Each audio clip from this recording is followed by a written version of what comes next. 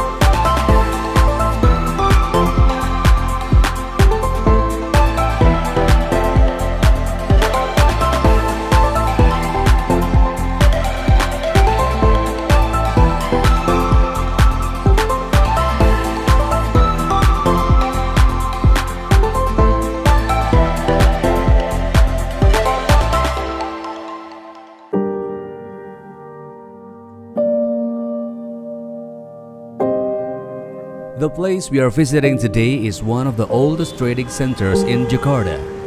The buildings here are built in a mixed style of China and Europe. Pasar Baru Jakarta is part of the history of Jakarta. It is said that the name of Pasar Baru has been passed down for generations since the VOC era, to be precise. It opened in the early 1800s. At that time, Jakarta was still called Batavia. Its existence cannot be separated from the history of moving the colonial capital to Weltervreden, which is located in the vicinity of Gambir, Banteng Square, and the Independent Palace. The city center move includes the transfer of administrative centers, government, business transactions, and also the military. Therefore, the new market is synonymous with prestigious European shopping centers. There are many sellers who come from various indigenous and immigrant tribes, such as India, Pakistan, Malaysia, and China. During the Dutch colonialism era, one of the most famous districts in Jakarta or Batavia at that time, during the colonial era, if you want to find from wine to delicious canned foods, something imported from the Netherlands, from the Germans, from the United States, from the European continent, you can find in Pasar Baru, as well as you want to find textiles, you want to find shoes, you want to find jewelry.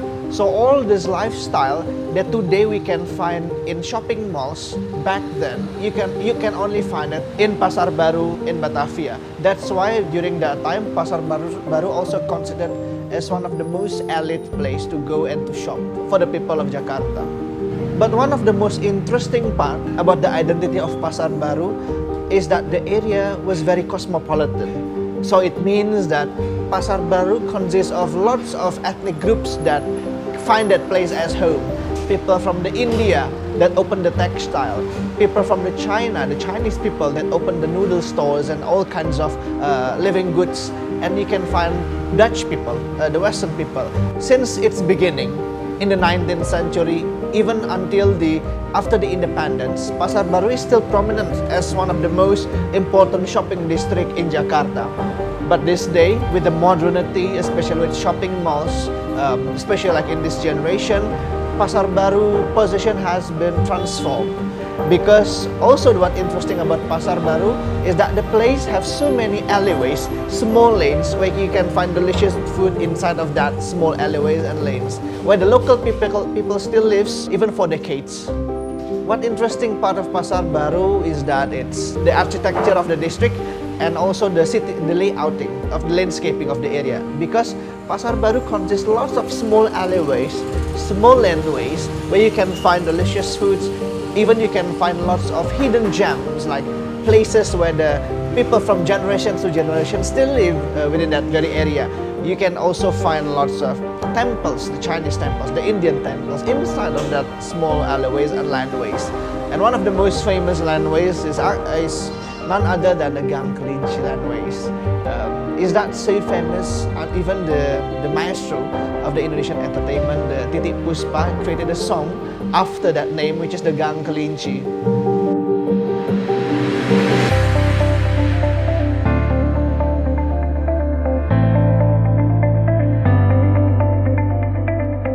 Around Pasar Baru, densely populated settlements that were built rapidly, of course, is Gang Kelinci. Here, there is a Sintekbyo Monastery, as a growth witness since 1698.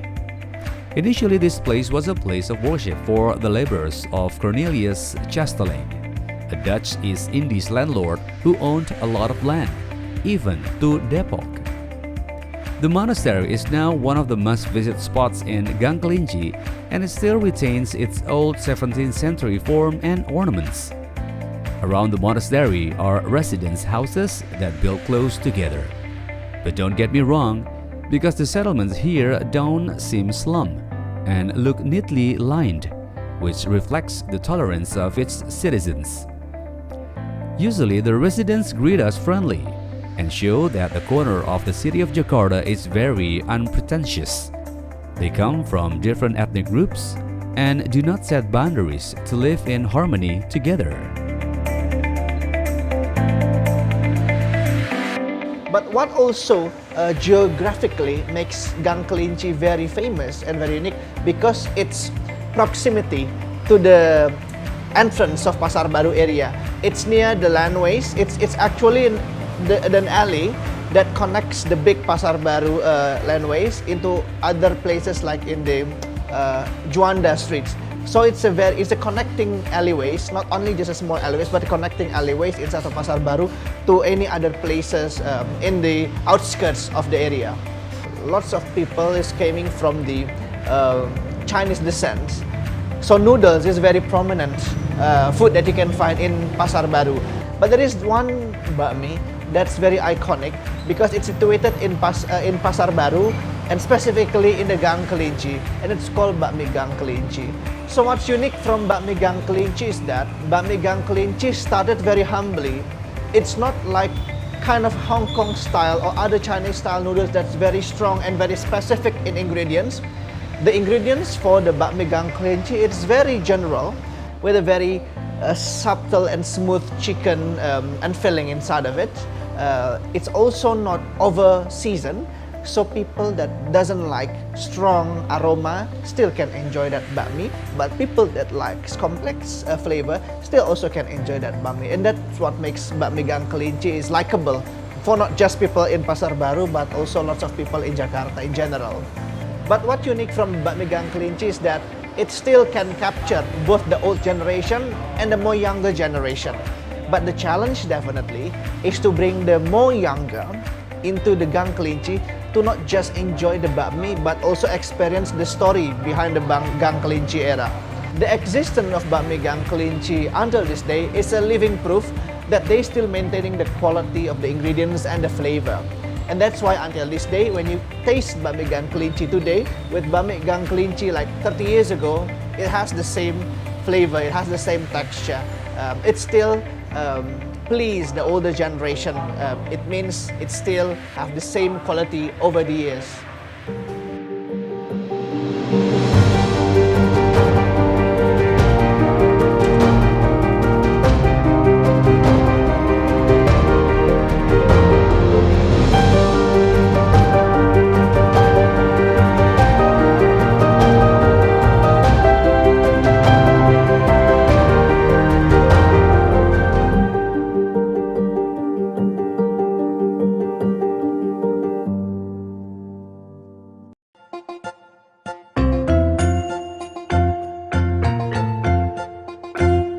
A legendary noodle named bakmi Gang Kelinci, or commonly abbreviated as bakmi GK, is a legendary noodle that has been around since 1957.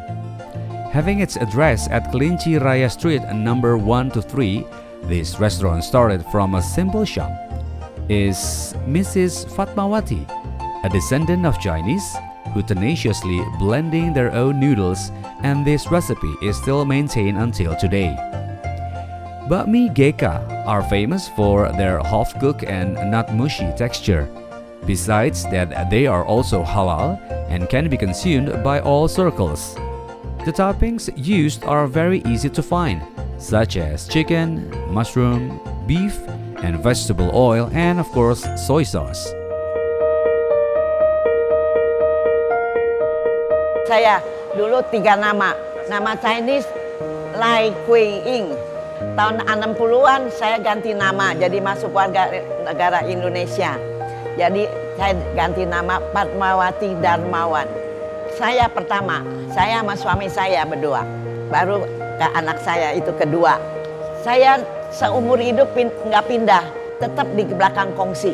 Di belakang kongsi nomor 16. Saya punya KTP sampai sekarang masih belakang kongsi nomor 16. Kalau dari pertama saya suami istri kerja, suami saya kerja di toko orang. Kerja rotan dulu suami saya sama istri saya berdua. Karena anak banyak, ongkosnya kurang. Cari jalan jualan. Pertama suami saya jualan malam di depan gereja ayam. Papa saya bilang, rumah tinggal aja kita jualan gitu.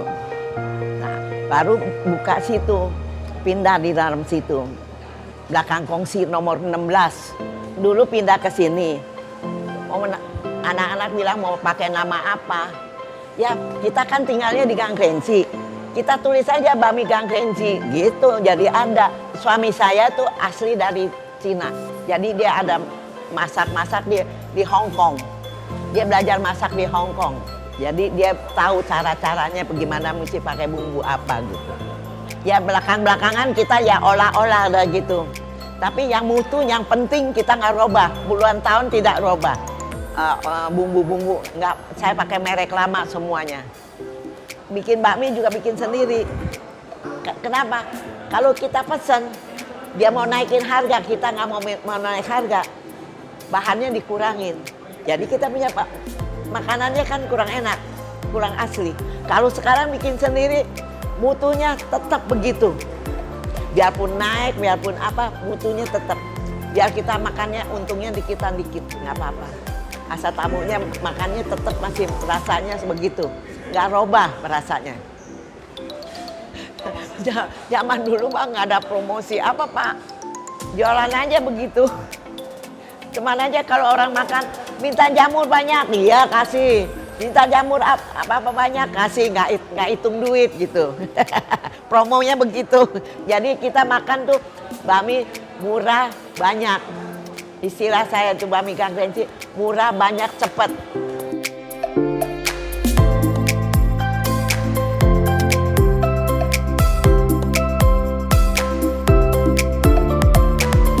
At first glance, if we pass through the Gang Kelinci, Bakmi Geka seems like a small shop house with a big sign.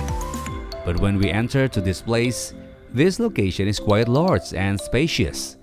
There are plenty of tables and chairs available with a warning, so the visitors do not move the tables and chairs that have been arranged neatly. The price of Bakmi Gang Kelinci is around 27,000 rupiahs.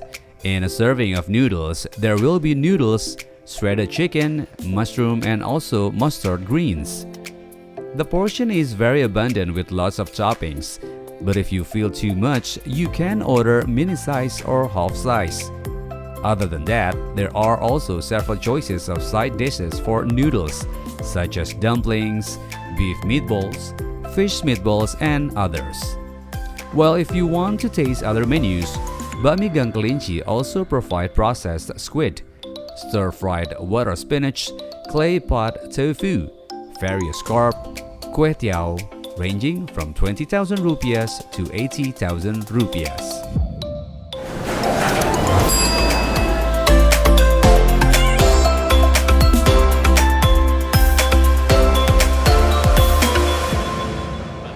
Ya kalau dulu di sana saya nggak jual gorengan. Pindah sini karena banyak langganan minta, kenapa nggak goreng bakmi, nggak goreng bihun gitu. Jadi kita tambah gorengan. Sampai sekarang jadi ada gorengan, masakan sayur, capcay apa gitu. Bakmi, pangsit goreng, sui kiao, bakso sapi, bakso ikan ya. Bahan-bahannya selain mie ada bihun, ada kue tiaw, ada laucupan tuh kayaknya odon itu, kayak odon itu. Pertama ada cabang di Grand Wijaya dulu, tahun 89-an. Tahun 90-an di Citraland Mall Citraland. 10 tahun nih baru ada cabang. 79 di sini, 89 baru Grand Wijaya ada. Gang Kelinci nomor 1, dan Cilaya nomor 1 pusatnya. Cabangnya ada GK Taman Palem, ada GK Palem Semi di Tangerang, Citra Raya di Tangerang juga. Jadi anak saya yang besar pegang lagi cabang di Bungur, GK di Bungur. Terus ada di food court ya, Bintaro Mall. Terus ada di Peak, itu food court, Peak 2. Food court Kelapa Gading. Yang pegang pusatnya itu Kenny Sukiman. Ya, yang cabang Bungur itu, Bungur sama Bintaro sama Pik itu, ya itu dari anak yang besar, Franklin Sukiman. Ya, Kenny itu ya anak-anak dia yang bantuin dia. Itu juga anak-anaknya bantuin dia gitu. Jadi kalau cabang-cabang dia order dulu barang, jadi kita kirim. Dia mau bahan apa, jadi kita dari pusat kirim. Nah, 2 hari sekali atau dia ada mendadak, ada tambahan, dia bisa WA. Jadi sini kirim. Iya Mbak Mi, kita bikin open kasih dia orang. Jadi semua dari pusat gitu loh. Jadi kita bahan-bahannya puluhan tahun tetap pakai yang ternama. Yang saya pakai punya. Jadi selalu pakai itu terus. Jadi saya punya langganan semua udah puluhan tahun. Jadi bahannya beli sama dia terus yang bahan dan dulu punya gitu. Merek-merek dulu gitu. Yang penting kita punya bahan semua mereknya yang ternama, yang paling bagus.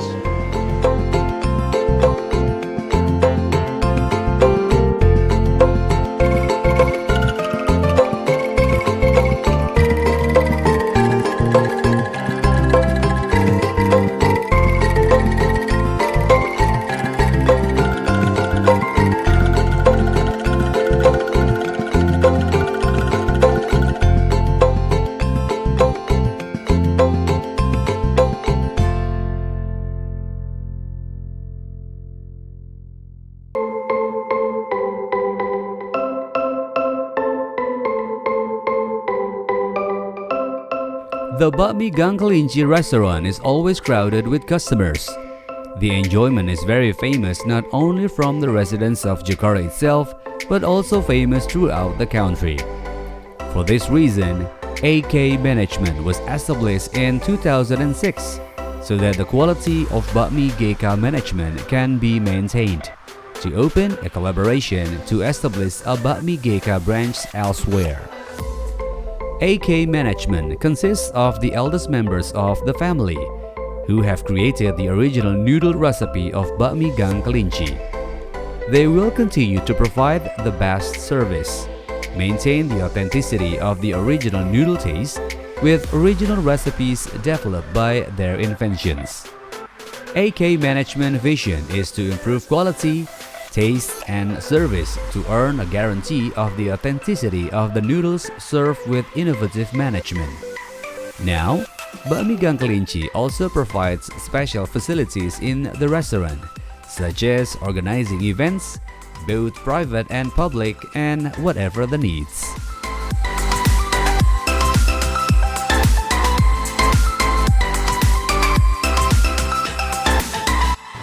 Nama saya Kenny Sukiman. Saya ini generasi kedua dari pendiri Bakmi Gang Kelinci. Ya, itu ibu dan bapak saya. Ya, memang saya dari kecil emang suka berdagang. Saya waktu SD, saya sudah berdagang di tempat ayah ibu saya itu kayak semacam sekarang tuh cangcimen itu, kacang kuaci permen itu. Jadi ke tamu-tamu saya tawarin. Kalau untuk anak-anak dari ibu saya, dari saudara-saudara saya itu nggak semuanya hobi masak atau usaha. Ya mungkin menurut ayah saya dan ibu saya lah yang paling suka berdagang, terus suka berbisnis lah gitu loh.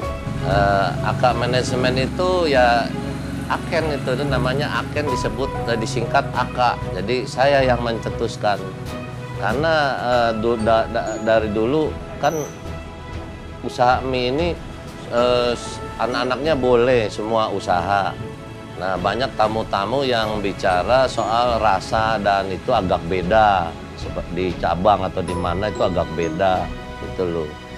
Itu juga saudara-saudara saya yang dagang, tapi rasa beda. Jadi supaya tamu-tamu nggak salah itu rasa sama, makanya saya cetusin Aken yang kelola itu anaknya namanya Aken gitu. jadi gitu loh maksudnya. Seumur-umur ibu saya dan ayah saya nggak pernah promo mie ayam itu diturunin harga, nggak pernah. Seumur-umur baru di zaman saya ini yang pandemi ini baru saya berani coba untuk menurunkan harganya gitu loh. Supaya pelanggan-pelanggan itu masih bisa datang walaupun pandemi mereka anggap murah gitu loh. Tapi mutunya tetap saya mempertahankan gitu loh. Kalau untuk menjaga mutu dan resep, kalau pegangan saya, yang itu pegangan saya ya AK manajemen itu, saya pasti datangin gitu. Rencana ke depan ya ini tergantung dari anak saya, ya, jadi generasi ketiga. Kalau mereka siap untuk berfranchise, saya sudah pelajarin. Kalau mau franchise nanti ke depannya, saya oke gitu. Untuk soal ibu, saya salut sama mereka, sama ibu saya, karena jiwanya itu Dharma. Namanya juga sebenarnya Padmawati Darmawan. Darmawan itu ya Dharma gitu. Kalau di Buddha kan Dharma itu memberi, banyak memberi gitu. Kalau bisa saya seperti dia gitu, Dharma, banyak Dharma. Ya alhamdulillah lah saya sekarang ikut-ikut seperti itu gitu loh. Banyak Dharma, banyak rezekinya gitu. Seperti itu kalau di saya.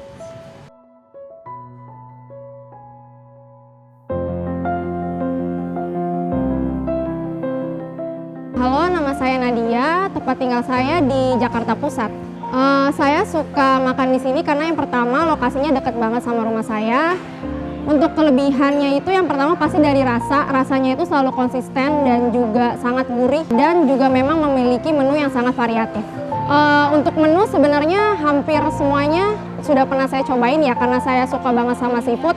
Biasanya saya pesen bihun goreng seafood ataupun bakmi goreng seafood dan juga ada menu lain seperti fuyung hai dan juga bakminya juga selalu konsisten rasanya dan enak.